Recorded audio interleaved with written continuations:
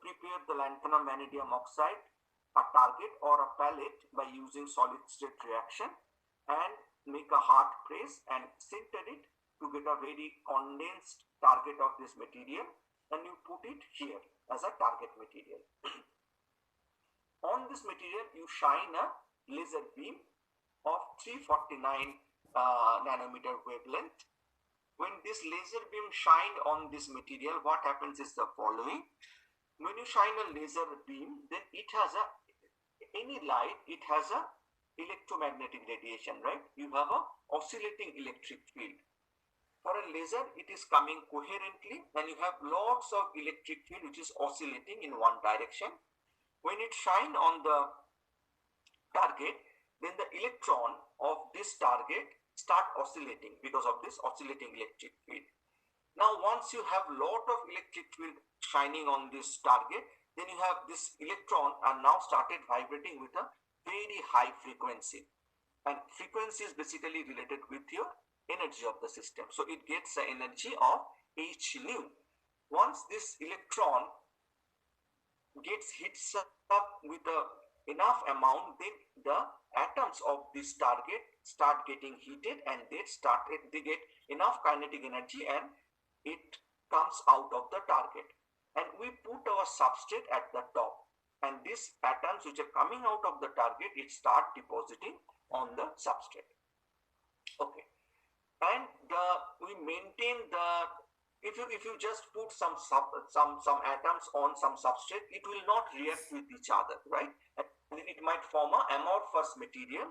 To get a crystalline material with proper oxidation state, we heat up our substrate by using an infrared laser at particular temperature depending on the material you want to deposit, and we also supply oxygen in the system because we are preparing oxide material.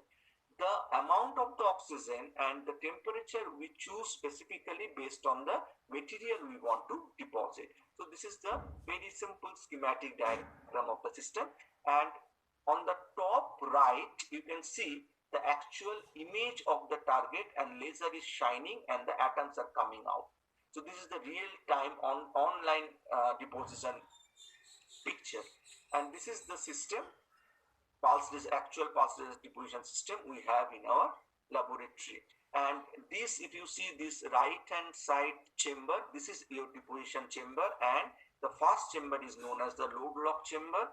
We have two chambers because we want to maintain very high ultra high vacuum, 10 to the power minus 8 torr in your main chamber. So we first open this load lock chamber, put whatever we put inside. At that time your main chamber is completely disconnected from the environment. Then we close the load lock chamber, we make it vacuum to 10 to the power minus 7. Then we open the gate valve between main chamber and load lock and transfer our material or the substrate to the main chamber, and then we deposit. Then we control our whole system remotely by using computer.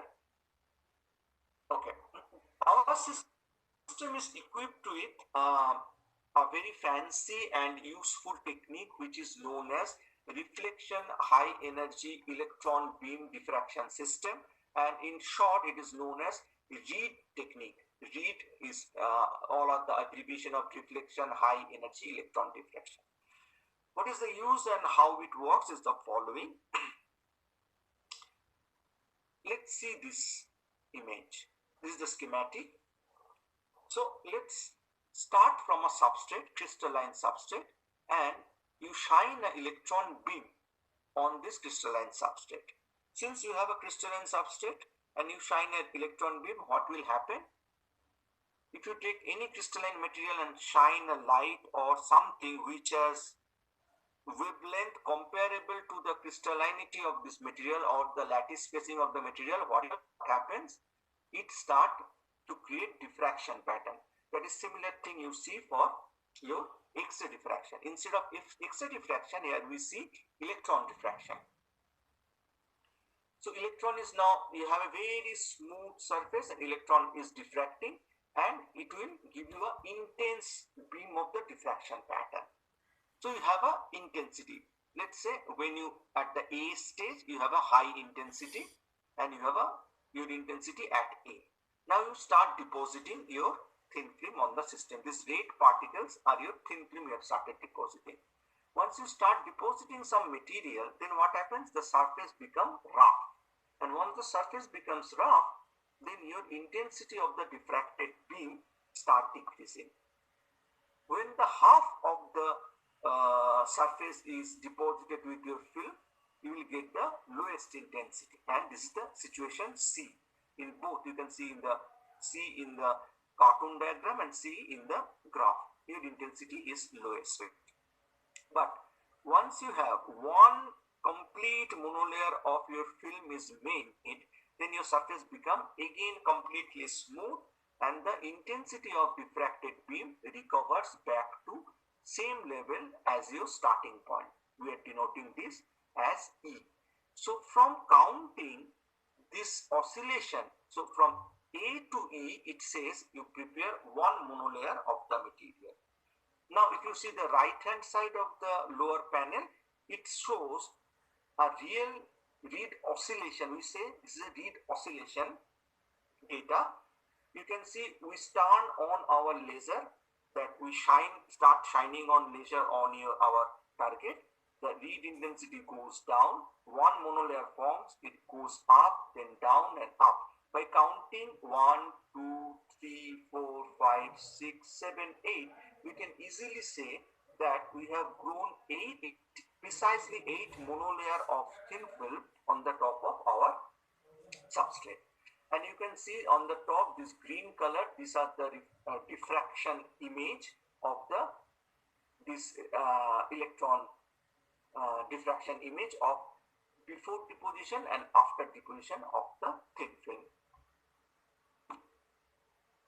Okay. Now let me come to some historical development of this kind of materials.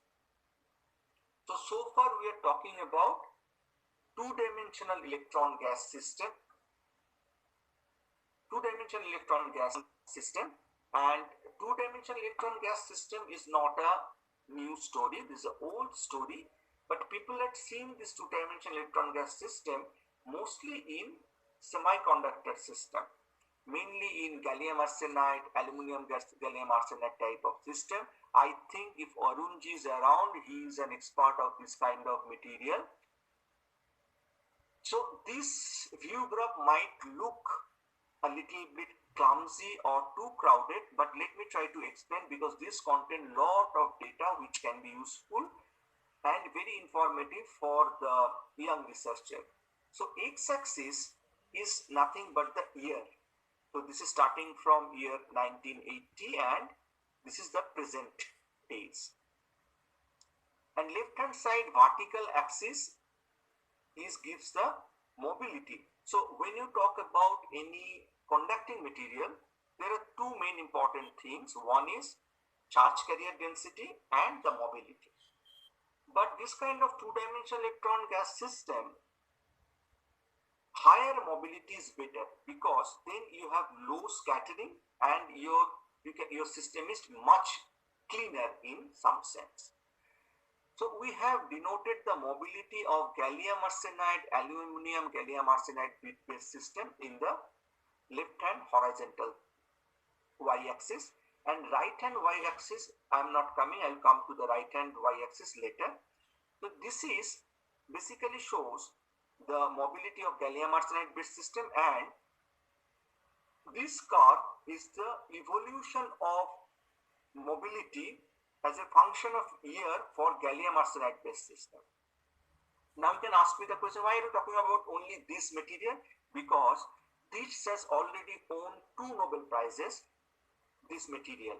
One is quantum Hall effect in around 1980, and another is fractional quantum Hall effect realized in around 1985 or around this time. So you can see that with increasing time, the mobility has reached around 10 to the power minus 10 to the power 7 order. But in 2004,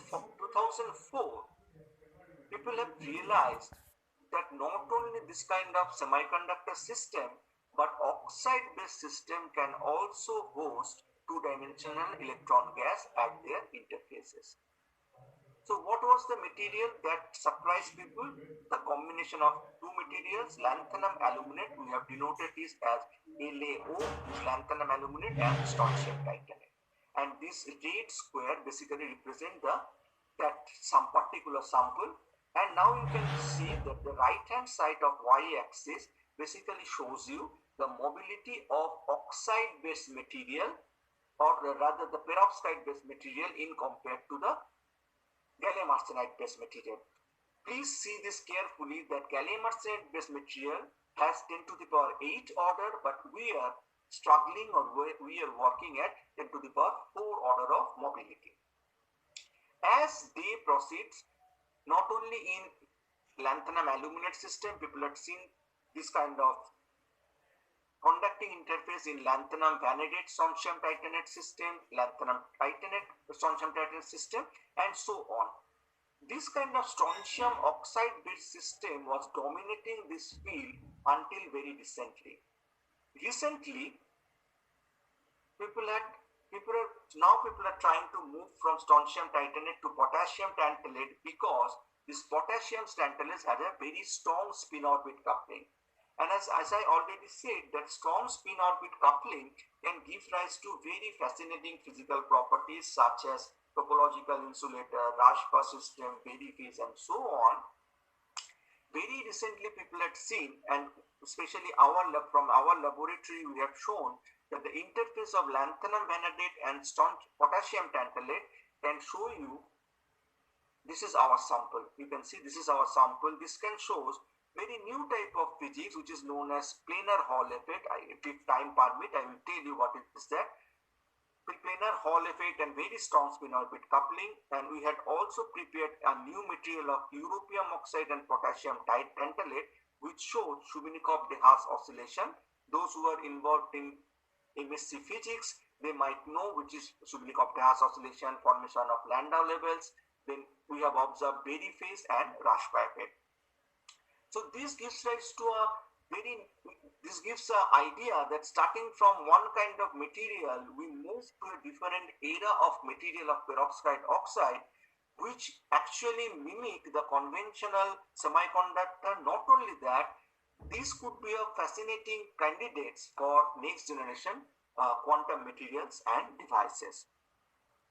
So based on this potassium tantalate, we can think, and we have already shown the possibility of realizing different